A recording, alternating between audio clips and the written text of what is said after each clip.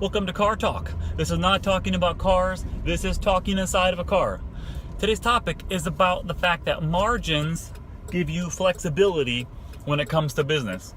Now, people ask me a lot via DM and email and things like that, how to find the right product. You're going to sell something on eBay, sell it on Amazon, whatever the case may be, what do you sell? And that's really, really hard to do, to find the right product to sell. I am fortunate enough to have a product with good margins when I sell earbuds, and I have good margins. And that allows flexibility. For example, once in a while, I sell a whole lot on Amazon, and once in a while someone will send some message that something wasn't quite right, they weren't happy, whatever the case may be, as every business does. Even though I strive for perfection every single time, that's also unrealistic. So when that happens, every once in a while, I have to do something about it to make it right.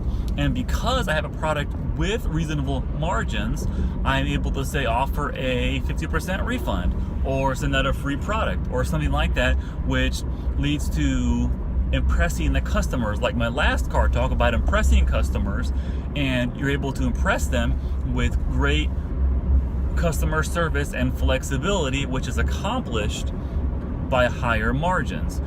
If a package gets lost, if something doesn't get delivered right, it'd be much better for something to be a break even versus a loss. If you have to refund somebody's order, it's a whole lot better to know that not everything you're refunding is going to be lost. If someone keeps something, a lot of times with Amazon, if it's all FBA on Amazon, so Amazon handles returns for that.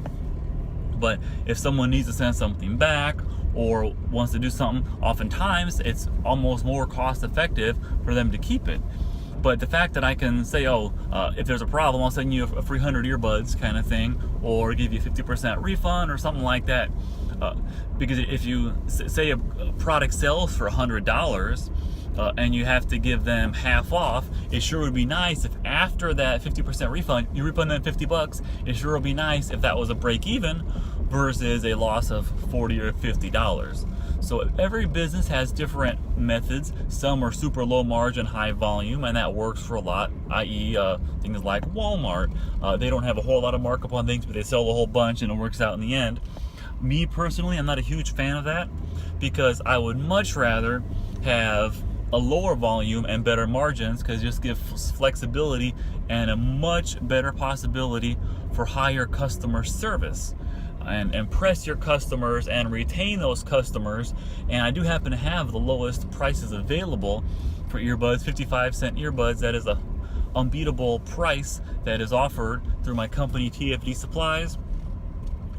But having good margins is what allows flexibility to enable you to actually impress your customer versus give them a runaround or the bare minimum to satisfy them. So you can impress your customers by having products with decent margins, because all margins are going to do is give you increased flexibility.